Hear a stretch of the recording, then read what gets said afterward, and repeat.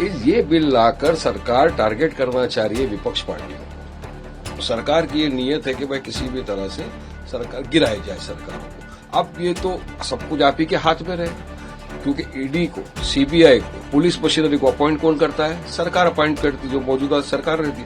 तो सरकार ये बिल लाकर पूरी तरह से एक एंटी डेमोक्रेटिक काम कर रही है, ड्रैकोनियन कानून है, असंवैधानिक रीते, और हम इस बिल की पूरी तरह से मुखालिफत कर रहे हैं।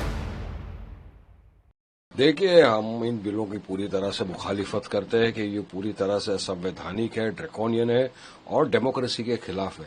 ये theory of separation of power, due process का और जनता के पूरे पावर के खिलाफ वाला है। इस बिल ला के सरकार ये बताना चाहती है, ऐसा हमको लग रहा है कि पूरी तरह से तो पुलिस स्टेट बनाना चाहती है। किस तरह से आप ऐसा कर सकते हो कि चलो अब जो सीबीआई, ईडी सबको आपने पावर दे दिया, अब वो तो किसी को अरेस्ट करेगा, और बीएनएसएस के भी अंदर और दूसरे भी कायदे के अंदर ऐसे प्रावधान है जिसमें आपको 30 दिन से ज्यादा रिमांड मिल सकती है। तो आपको 30 दिन से ज्यादा अगर कोर्ट ने रिमांड दे दिया तो आपकी तो सत्ता गई। लेकिन मैक्सिमम लॉ का जूरिस्प्रूडेंस ये बोलता है कि a man is presumed to be innocent unless and until proven guilty by the court of law. तो आपको तो उस पीरियड के अंदर आप बोलोगे नहीं ये तो गिल्टी, उसको हटा दिया जाएगा। तो किस तरह से आप इसको इम्प्लीमेंटेशन करोगे?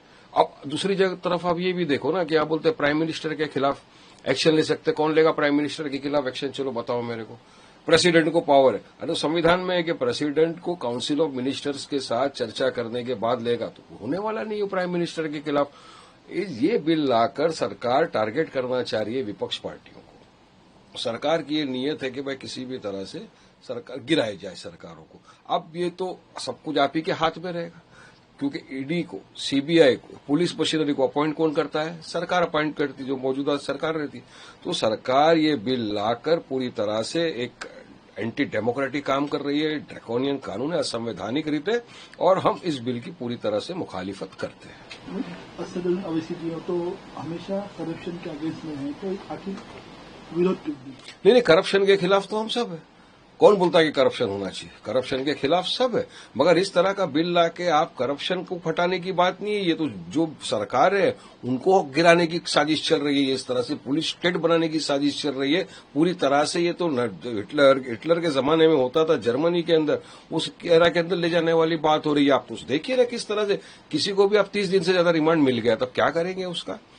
जो पब्लिक को अकाउंटेबिलिटी रहता है कि भाई हमने तुमको चुना था, हमने तुमको जिताया था, हमने तुमको इख्तियार की कुर्सी में बिठाया, तो सीएम की जवाबदारी पब्लिक के थ्रू होती है। अब ये तो बिल के जरिए वो हटा ही दिया अकाउंटेबिलिटी, तो पब्लिक का क्या करेंगे आप? और ये इस बिल में आप इतने सारे अंदर प्रावधान है, मैंने पढ़ा है उस सबको, लेकिन सब चीज नहीं बता सकता यहाँ पे, बहुत लंबी चौड़ी फहरिस्त है। तो पूरा अगर आप बिल का सारांश देखोगे तो ऐसा लग रहा है कि इस बिल द्वारा बीजेपी सरकार सिर्फ अपोजिशन की सरकार है, खत्म करेगी, पुलिस मशीनरी को बढ़ावा मिल जाएगा, और फिर वही होगा, सरकार गिराओ, अपनी गद्दी चमकाओ, और पूरी तरह से असंवैधानिक है। हमारे पार्टी के प्रेसिडेंट असद ओवैसी साहब ने आज पार्लियामेंट में खड़े रहकर पूरी स्पीच के अंदर बताया कि इस बिल के मुखालिफत क्यों करते। हम जो तीनों बिल है उसकी पूरी तरह मुखालिफत करते, पूरी तरह असंवैधानिक है। इसलिए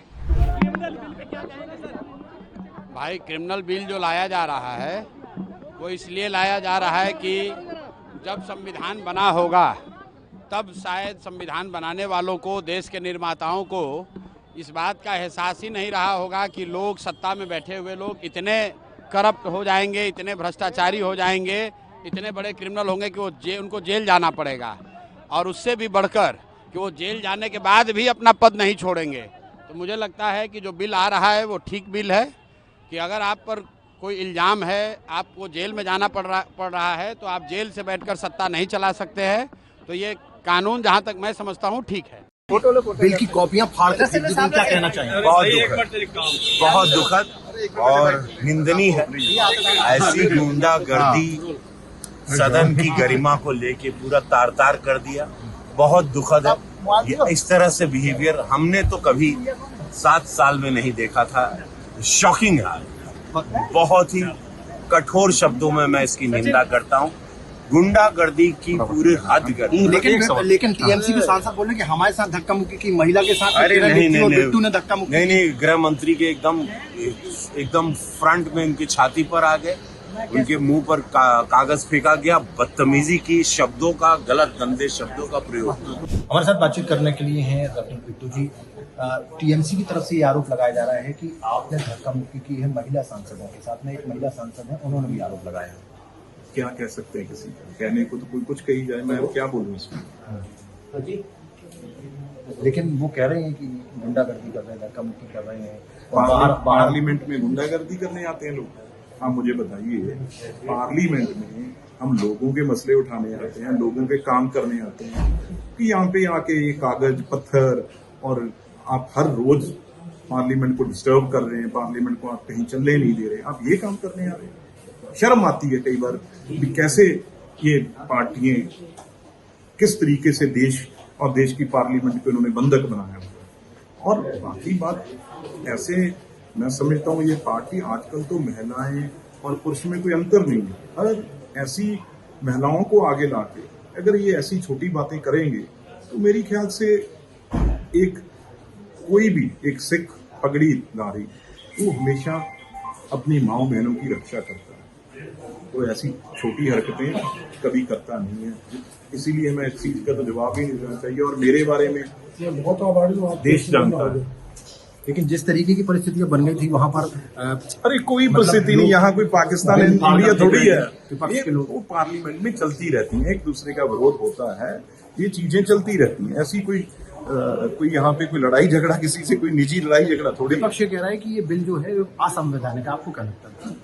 अरे भाई, विपक्ष तो कहेगा ही, उसका काम है कहना, वो कहेगा, हम उसका जवाब देंगे।